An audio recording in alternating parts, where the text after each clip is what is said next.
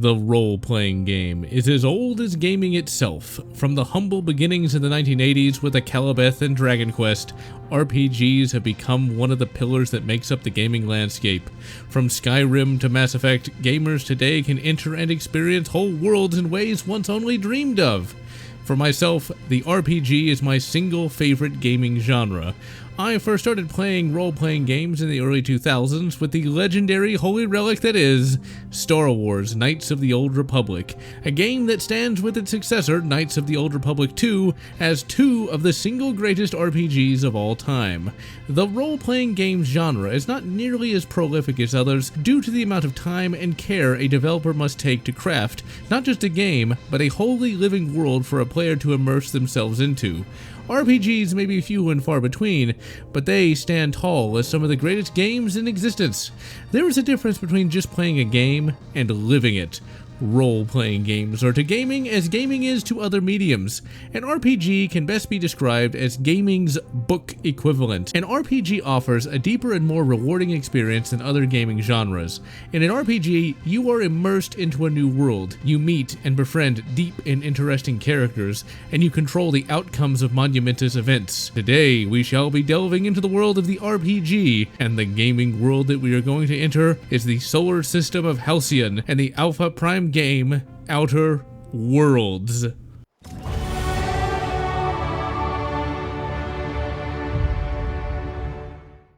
Outer Worlds was developed by Obsidian Entertainment of Knights of the Old Republic 2 and Fallout New Vegas fame, and it was published by Private Division, which is a publishing label of Take-Two Interactive.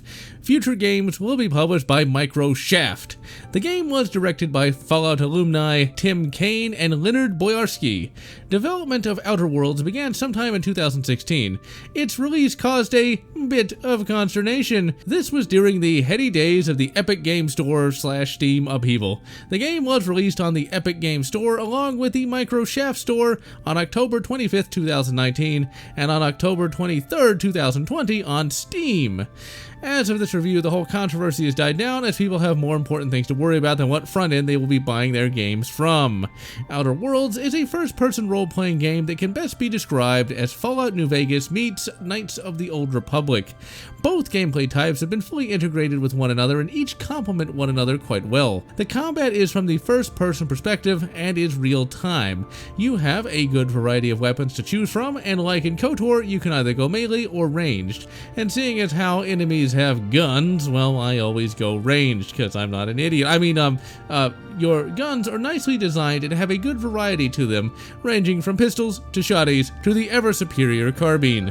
There are also heavy weapons for the big guys and special science weapons that will give you some kind of special attack or ability. The melee weapons range from swords to scythes, and while I never use them, I find the melee designs to be quite cool. The gunplay has been improved from Fallout New Vegas' combat, and it feels substantially more fluid, but still not quite as fluid as a traditional FPS. If anything, the game feels quite a bit like Borderlands in the first-person shooting aspect. There is a slowdown mechanic that works like a please don't sue me Bethesda version of VATS, although it's better integrated into the gameplay and the lore so it doesn't feel too tacked on, and you can play the entire game without ever really using it, at least on lower difficulties that is. I'm not sure if it should return in a sequel as it feels altogether vestigial at this point. Like in Fallout New Vegas, there is a weapon and armor degradation system, but like with the crafting, it is streamlined for less tedium. Yeah, for the first playthrough you can really get immersed in New Vegas' repair and crafting mechanics, but every time after it's just so bloody boring. So Obsidian cut out the middleman and just had you find or buy or break down items for weapon and armor parts. You use these at a crafting bench where the game will helpfully mark on your map so you don't have to walk back and forth to the bloody things, and at the crafting bench you can repair items, swap out parts, and break down items, which is a little redundant since you can do that in the inventory. And last but certainly not least, you can tinker with items. This right here is an interesting mechanic. The in-game currency are what are called bits. These bits are 3D printer building blocks that can be exchanged for goods or services, or you can use them in your tinkering. By spending bits at the bench, you can raise a weapon's damage output or a piece of armor's defense. This means that you will always have something to use your currency on, and that means it actually has a point in the game. The more tinkered your weapons and armor are, the more effective they can be. This gives you added incentive to loot everything so you can have the most powerful gear. And as you go through the game, the enemies will actually get harder and harder, and you'd better upgrade that gear or be ready to get mulchified. This is not nearly as hard as New Vegas or KOTOR 2, but the game does have some tricky segments, and a quick trigger finger will be needed to survive. The best aspect of an RPG is the ability to interact with the world outside of the shooty-shooty. The game uses the silent text protagonist dialogue system. Just rolls right off the tongue, doesn't it? This type is where your character doesn't actually speak aloud with voice acting. This allows you to have a more immersive experience, as you can imagine your character speaking with your voice.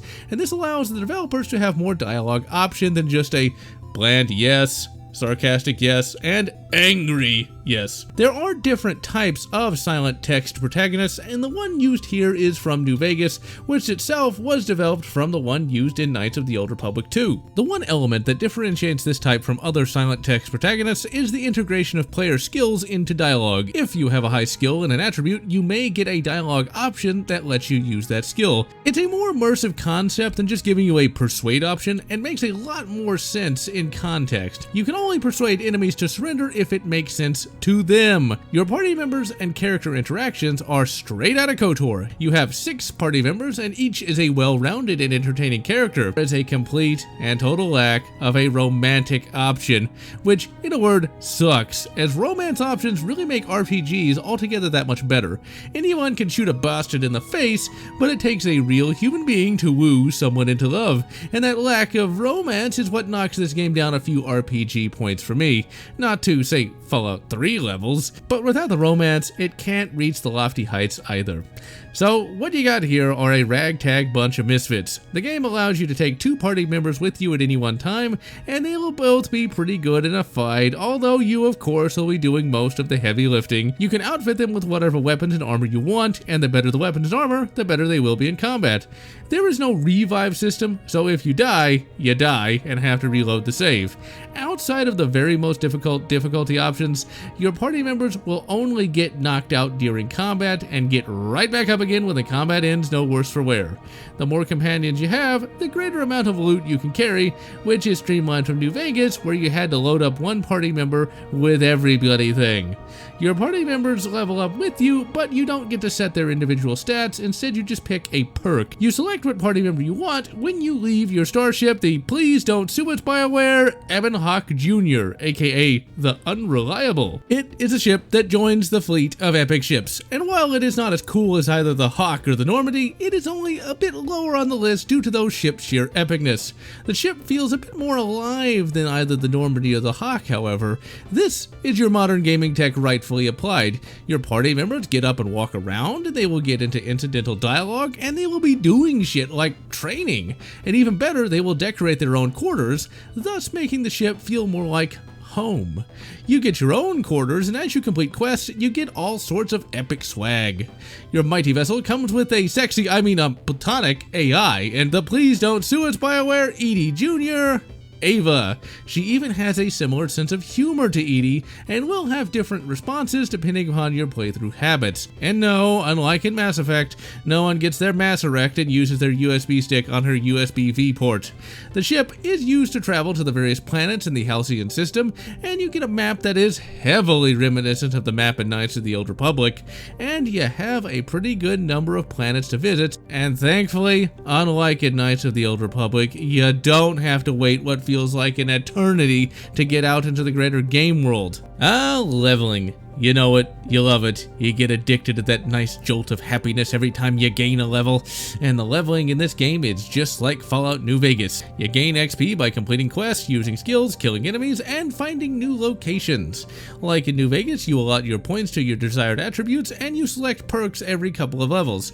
It's nice, it's easy, it's streamlined, with no ambiguity as to what you are doing. When it comes to finding where you need to go, there's also no ambiguity either. You have nice big bright quest markers and a map with plenty of fast travel. It's easy to say that it takes some of the immersion out of the game. However, as a grown man of 32, I got a job. Can't play the fun game without a job, so the less tedious shisa that I have to go through, the better. The game is very immersive, and there are plenty of things that let me project onto the character to the point where I don't need to spend 5 minutes walking back to my ship. For a teen that has plenty of time, sure, but for me, I like being able to press 2 buttons and be done with it. One of the other great things about the party members is that the game knows that the AI for them is going to be spotty at best, and unlike in Mass Effect, the AI for the party members is 100% adequate. But getting them to follow you into an elevador is not an easy thing, so when you get in and activate an elevator, they just teleport to you, and when you get separated, after a little while, they will just teleport you. KOTOR 1 and 2 are holy relics, but seeing gather your party before venturing forth is just as angering the 50th time as it was the first. AI for the enemies is pretty okay, nothing amazing, but they will give you a challenge here and there. Healing in the game is done via Adreno. It is inhaled via a flight mask and it will work instantly to restore a good amount of health, and you are never limited by how many hits of the good stuff that you can take. There is only one Adreno type to get, and you will be loaded down by dozens of the Adreno cartridges as you go throughout the game. There are other healing items, but I never use them during normal gameplay. Carrying on from Fallout New Vegas, you do have an option to play a hardcore mode called Supernova difficulty. This enables a need system where you have to eat and drink, and your party members can die permanently, so if you're itching for a real challenge, give it a go. Stealth is nominally present in the game, but it is as broken as the stealth in Skyrim. You find very early on in the game a holographic shroud that disguises you as whatever faction you want to masquerade as, and you don't have to select which faction you want, as the game will automatically do it for you once you find a special item for each faction. The items are very easily located, and you have plenty of time to wander around as the enemy, with your only difficulty being a speech check, and since I max out speech anyway, I got through many difficult portions of the game just by pretending to be the janitor. The game also is able to fully implement dialogue into gameplay. Most early RPGs had combat aplenty, and even if you tried to avoid it here and there, most of the time you're gonna have to fight no matter what. Dragon Age 1 was the first RPG I ever played where you could talk your way out of problems when facing humans, and in that game I found myself talking more than fighting most of the time, and Outer Worlds is able to meet that benchmark of quality quite well. Even though this game has a first-person shooter style of combat, you can get away with just talking, and that feels so bloody good, as it makes the combat that much more impactful. The writers can actually right, and you have a good amount of really funny quips if you so choose to use them. One last thing of note is the fact that you can kill anything or anyone if you choose, and the game will not penalize you. This game, like Dragon Age, has no karma or light side / dark side meter, and how good or bad of an ending you have is entirely decided by you, the player. The playthrough you'll be seeing is my usual style of walk softly and carry a big ass plasma rifle. I talk my way out of problems and generally go for a Captain Picard kind of diplomacy, but I don't hesitate to go Captain Kirk on their asses when such a thing is called for. Gameplay for Outer Worlds is excellent. It is able to combine complexity with streamlining. It is not as complex as Knights of the Old Republic, but it is not as simple as Skyrim. It keeps all the great immersion of Fallout New Vegas without saddling you with tedium.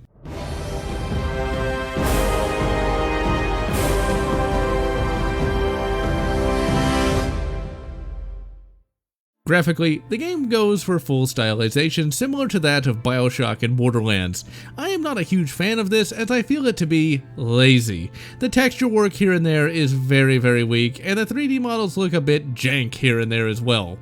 The weapon models are decently detailed but nothing special, and they have little steampunk things that just look so generic it's not even funny. Where this game really shines though is how big it is. The towns and cities feel huge, and they feel like they are large enough to house the populations they purport to have. The Unreliable looks as big on the outside as it is on the inside.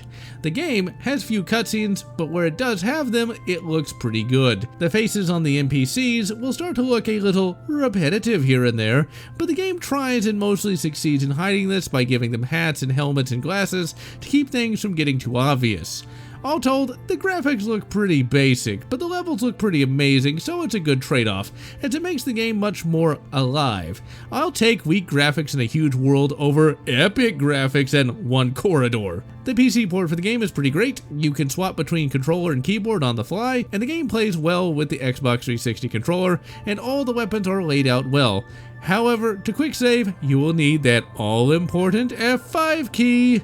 The PC version did have the odd crash to the desktop, and I got a few sound glitches here and there, but nothing too unreliable, unlike, say, a Bethesda game. This game ran at 2K 60 FPS, although the towns would lag a little as the textures loaded in.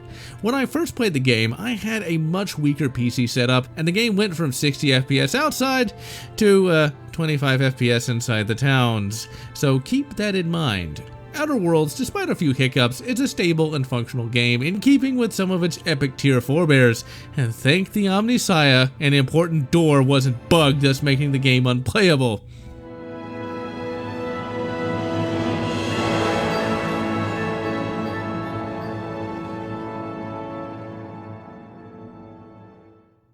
Sound design for the game is excellent. All the ships sound retro, and all the pews sound like they should. The VA work is BioWare quality, and yes, many of the voice actors do get reused over and over again, but it is never so obvious that it gets jarring. And it certainly sounds far better than a Bethesda game, although I will admit Bethesda did get Fallout 3 right at least. The music for the game is a good mix of Fallout and KOTOR style tracks. Some of the incidentals will make you wonder just what game you are really playing. With that in mind, this game is much more on the BioWare side of things, as music plays throughout the entire game and not just at scripted intervals, and is one of the few games today that has tracks worth listening to in-game.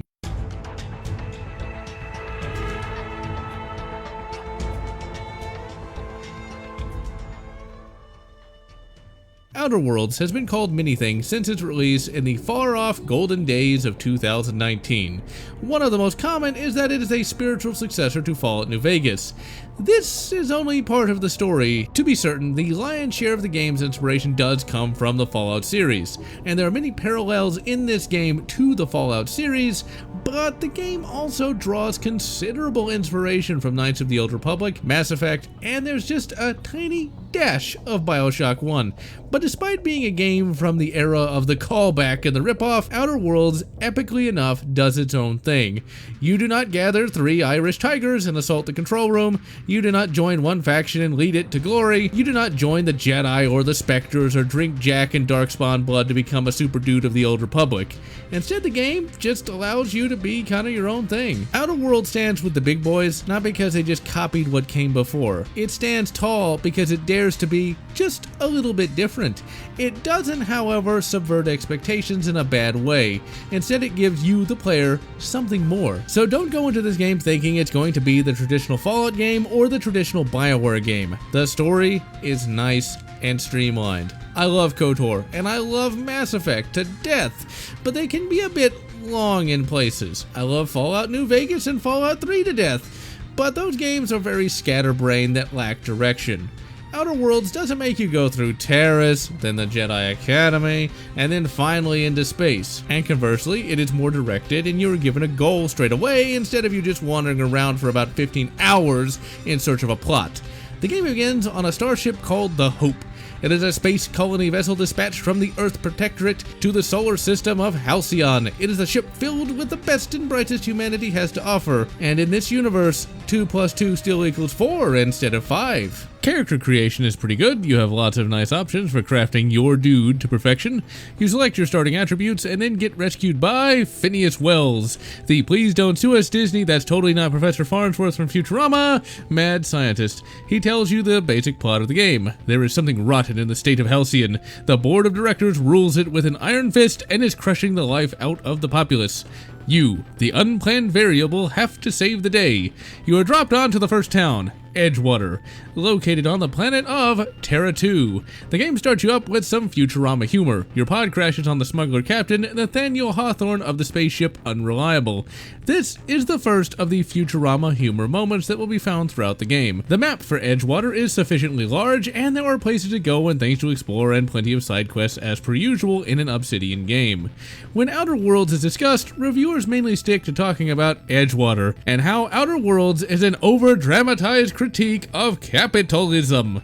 However, it only looks like capitalism. Instead, it is a command economy, aka social, I don't want this video to get shadow banned. So, command economy. Do your own research to determine what economic system we're working with here. Edgewater is a Spacer's Choice community, which is one of the many corporate entities that run the Halcyon system. There is no free market, and the hereditary director of Edgewater literally says the citizens of Edgewater are company property. In free market capitalism, people are free to spend their money how and where they choose, and live where they choose as well. In a command economy, the government is the only game in town, as they control the means and ways of production. In a command economy, everything is within the state and nothing outside or against the state, and we see that on full display here. The government of Spacer's Choice controls every single aspect of their subjects' lives, from the food they eat, to the medicine they receive, to the entertainment they are allowed to consume. Books and non-company materials are strictly regulated or outright banned. Religion has been co-opted by the state to ensure compliance by the proles. Anyone who goes against the state is killed or exiled. Anyone with a non-state approved opinion that is not killed or exiled is ostracized and shunned. Competence, if it exists, is outright punished. In short, Soviet Union, or if I want to keep my channel, National Socialist Germany, just without the genocide. There is nothing capitalist about this society in the slightest. Under capitalism, if Spacer's Choice was turning out a bad product, then another company called Colonial Decisions could open up and sell it and outcompete Spacer's Choice. Here, no one would even consider it due to threats of violence and endless propaganda extolling the virtues of loyalty to the state. In reality, even if you could open up another business without getting a bullet to the back of the head, that business would be stomped flat like any tech startup is as of 2021. So no, this society is not a critique upon capitalism, but instead it is a critique on government control over the citizenry and how governments will use people and discard them at will with neither remorse or pity. But this is not a BioWare game, and thus the game doesn't paint the leadership of Edgewater as insane psychopaths, and instead keeps the mayor 100% sane. Remember, people are not narrative characters and will have actual thoughts and motivations. So with that in mind, our hero GeneralLotz must navigate the dictatorial policies of Edgewater and get the flux capacitor for his starship. The main quest here gives you the choice of helping either the state or the rebels, and it's up to you to determine which is the best choice for the citizens of Edgewater. You pick up two companions, Parvati and Vicar Max DeSoto. Parvati is, in short, a fucking nerd that can't keep her mouth shut. In short, my waifu. She is a great all-around character with excellent depth, but she sounds weird at times when she uses Southern-style speech despite not looking, acting, or sounding Southern at all. It will sadly not be your duty to please that booty, but instead to get her to come out of her shell that she has built around herself in order to endure the shitty nature of the Edgewater inhabitants. She is the engineer of the group, and as a fucking nerd, she lacks social skills. It is an absolute joy to see her grow throughout the game. The companions have what are effectively loyalty missions, although these loyalty missions do not impact gameplay. You do them so that you can give each of them a golden ending, and for Parvati, it's getting her the chance to please the booty of the chief engineer of the Groundbreaker. The quest is a bit silly, an example of Futurama humor, as you must go to increasingly dangerous places to get stuff for a rather elaborate date between the two. In reality, a strong and successful relationship should not be bought with trinkets, but instead with words and deeds. But then that would be kind of boring in a video game. Vicar Max DeSoto, hi Canderous, long time no see, is the Canderous order of the game. He is the rough around the edges brute kind of character. You meet him spinning lies for the state as Vicar at the Church of Memology. He is tempted to join the crew after you find him a prohibited text. He throws a temper fit that is Futurama humor and feels out of place. And he rants about the book being in French. Sacre bleu! He sets out with you to find a translator. Vicar Max is a hacker of computers and of high prices. He started out as a prison prison preacher and learned his trade there. He also learned how to bash people about the head and shoulders as well. His character arc is pretty okay. He eventually gets the book figured out and goes on a drug trip and comes to peace with his faith or lack thereof and becomes a happier person. However, the drug trip could have been better as it seems a little too cut and dry. So since this first quest is in an Obsidian game, it's better to think things through. Instead of just picking the Rebs, the best way to complete it is to side with the state. So what you have to do is shunt some power from the Rebs to the state. If you talked with the Rebs, you will find out that they have finally been able to solve Edgewater's current food crisis. In short, people have been dying due to lack of proper nutrients due to eating essentially nothing, Soviet style. The rebels can grow food by using ground up corpses, Futurama style. So you go to the mayor of Edgewater and with a speech check, you get him to abdicate and the leader of the Rebs takes over, thus saving the rebels and the inhabitants of the town. After completing this quest, you get your flux capacitor and it's time to rock and roll in the stars!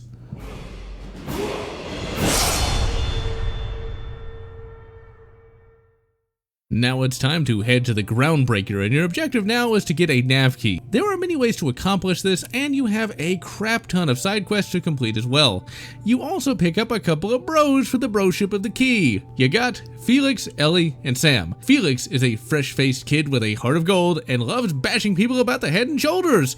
He is naive and idealistic and looks up to the unplanned variable with all the hero worship he deserves. His loyalty mission has him learn that the previous hero he worshipped was a bored plant. If you play a good guy like I do, he obviously stays with you and he learns that not everything is as it appears and matures considerably. Damn it, General, I'm a hot redhead, not a crotchety old man. Ellie is the crotchety medic of the group. She acts like a heartless old mercenary, but actually gives a damn about the people. She comes from a rich family in Space California, aka Byzantium. Her loyalty mission has her going to Space California, and rubbing her family's face in the fact that she is a hardened mercenary. Her family, having zero morals or values, doesn't care, and is actually using her life insurance payouts to fund their extravagant lifestyle, top-tier Soviet leader style. You can get the money taken away from the evil parents and put into an account that she will later use to help people with in the future. Hi HK, long time no see. Sam, aka Please Don't Sue Us Disney, HK47. He is a sapient droid, mechanical, that is designed primarily for cleaning. He uses boiling acid to melt enemies down into puddles of quivering goo. He is not hardcore like HK47, but gets the job done all the same, and he has a shit ton of hilarious lines and is my second favorite character in the game, second only to my waifu, Pravati. You need the nav key to get to the planet Monarch. You can just buy it or get it for free after you complete a quest, or you can just land on a disused pad and farm all that glorious XP all the way to the other side of the map. That's what I did. The reason you're here is to find an information broker. He knows where you can get some face gloop to get all the other Hope colonists out of carbon freeze. On the planet Monarch, you rescue the quirky one of the group, a woman named Nyoka. She can be annoying, but she cleans up well, and her loyalty mission has her putting her former hunting partners to rest. You have your next quest, which is ostensibly a side quest that is a bit of a repetition of the Edgewater one. You have two factions vying for control with two idiots that would rather see each other blah blah blah blah blah. So you have the Monarch Stellar Industries and the Iconoclasts. MSI wants to be sane and not treat its workers like Soviets, and thus they have worker-centric, i.e. sane policies, but the leader was a middle manager and thus cannot understand, people. The Iconoclasts want more freedom and are led by a dumbass idealist that cares more about pamphlets than food. So you have to dig deep to figure out what is actually going on. Turns out, dumbass Iconoclast gets fighting MSI because he feels guilty about leading a pirate raid. The golden ending here is to kill dumbass here and put someone intelligent in charge of the Iconoclast and then get them to work with MSI. I love this little dialogue line here where you tell them to hug it out. So you do all that and finally go to Byzantium to get some space gloop.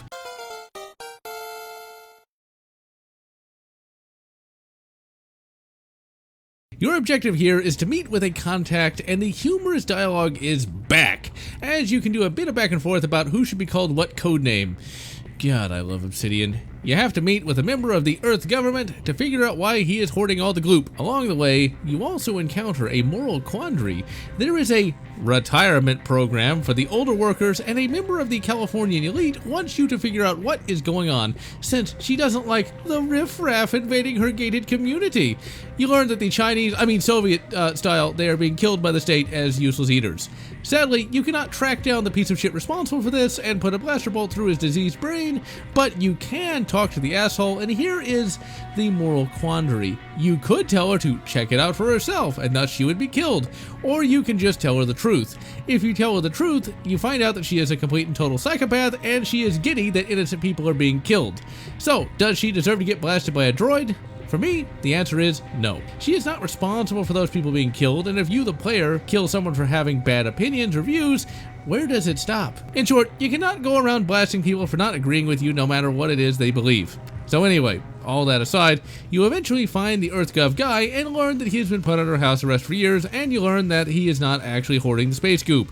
He does join you and wants to assist in overthrowing the board. You eventually get to the corporate HQ and learn that the Politburo is going to put people into carbon freeze to save on resources, while the people of California live the good life in the off-world colony. At least until they run out of food and resort to cannibalism. The chairman here is a real bastard, and sounds like a good communist should. So now, it's up to you to be a bad enough dude to save the colony from starvation and the privation of the board. And you probably have to do 16 different quests just to walk across the street. The colony of Halcyon dying from starvation doesn't make much sense, as making greenhouses and the like should be feasible, but since this game takes place in an alternate history, perhaps they never had a green revolution, and thus they're just using older farming techniques. So you get some gloop juice, and you have a moral choice of either getting it all or getting some and saving the test subjects. As you would expect, you get a much better ending if you don't kill innocent people. Your next objective is to head back to the Hope, which was the colony ship that brought all of you to the colony of Halcyon, and you have to have it go through hyperspace to Phineas's lab. Better hope you leveled up that science skill. At this point, the game really should be over, as this is the ultimate climax. But thankfully, Obsidian didn't know that there was going to be a sequel, and thus they tacked on a last level to tie up everything. And boy, does it feel like a last-minute tie-up. As a fan of this game, I thank Obsidian for this, because you never know if there's ever going to be a sequel, so I'm glad we got proper closure. So you got the Hope and the colonists to Phineas's lab, and you got the Goop to resurrect a few scientists to hopefully save the day. But the board kidnaps Phineas, and instead of just, giving him his last 20 grams Soviet style, they take him to a massive prison. Oh, and the chairman of the board will be there as well, and on top of that, one of the enemy generals is going to be there too! What luck. You then have a scene straight out of KOTOR 1 where everyone gathers to pledge their loyalty, although sadly we don't get anything as cool as the HK reveal. And then it's time to head to Super Jail and kick some ass. With proper speech, this mission is a cakewalk. You talk a guard around to giving you his space gubbin for your holographic shroud, and you walk right in. KOTOR 2 style, some of the people you saved will show up to help, and eventually you encounter the chairman.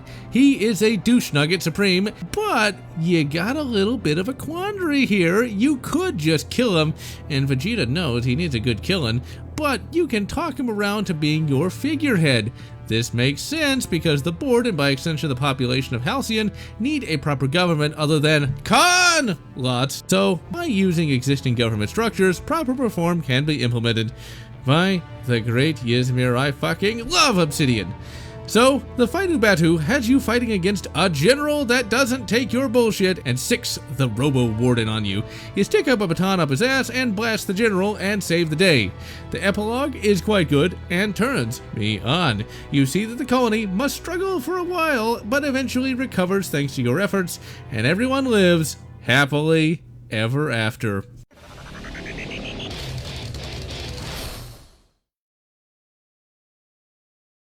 Alright, time to get down to what's good and what's bad. What's good is that the story is well written, even if it has a lot of gaming logic, cause well, it is a game after all. The characters can stand side by side with the big boys from KOTOR and Mass Effect, and the world is compelling enough. The world is derivative. Very derivative. It is basically Fallout fused with BioShock, and this works, but it has all the pitfalls of both. BioShock suffered from over-exaggeration syndrome. Its story worked well, but the world just felt too exaggerated to take 100% seriously. Outer Worlds doesn't necessarily go that far, but there are a few things that stand out. Some of the more callous and psychotic stuff seem out of place with the serious tone the game maintains 95% of the time. Killing your own people is a staple of villains everywhere, but in real life, people on one's own side being killed is usually due to incompetence rather than maliciousness. In a world as insane as Outer Worlds, gun ownership would not be allowed, as people not wanting to be ground down under slave labor policies would go to the nearest vending machine and, buy the guns, armor, and ammo, and lead the Halcyon Liberation Front. The society, while unfree, at least has words for freedom and the ability to think, so we don't have a society where the very concept of freedom is bred out of the population. So the question is, why don't they just fight back? The whole thing in Byzantium where the older people get blasted is kind of dumb, but that's where we get into the Futurama humor. The game is littered with, to me anyway, the failed humor of Futurama. Futurama, unlike The Simpsons seasons 1 through 7, relied upon dark humor as a bit of a crutch. Futurama had compelling drama, and its non-dark humor hit the mark more often than not. Genghis Khan and his no-shooting fire stick and space canoe was great, but then you'd have people being horribly killed the next scene, which took some of the humor out of it for me. Outer Worlds is a serious game like Fallout New Vegas or Knights of the Old Republic, but then sometimes you get a Futurama moment where someone is brutally killed for laughs. But with that in mind, I shall temper what I just said with this. There is a Zap Brannigan clone in the game, and he's pretty hilarious. The tone for the game is pure Fallout. You have a serious universe made more serious if you read the logs, which I do. All of them. They paint a fairly realistic picture of an exaggerated universe, but the game is really only as dark as you make it. The game has plenty of hope for the future, and you, the player, can save the world and make it a better place. It, like KOTOR and Mass Effect before it, gets the concepts of player choice right, and gives us a whole outer world to enjoy, and I cannot recommend it enough. And so, I am GeneralLotz, wishing you good Knights of the Old Republic, and I sense a disturbance in the Force. I wish you KOTOR 1 real version, and good Mass Effect 1 uncensored, or whatever makes you happy. If you enjoyed this video, please consider subscribing, and please consider leaving a like or a comment, as the algorithm desires your soul. And I want to thank all those fans who have supported this channel, both past and present.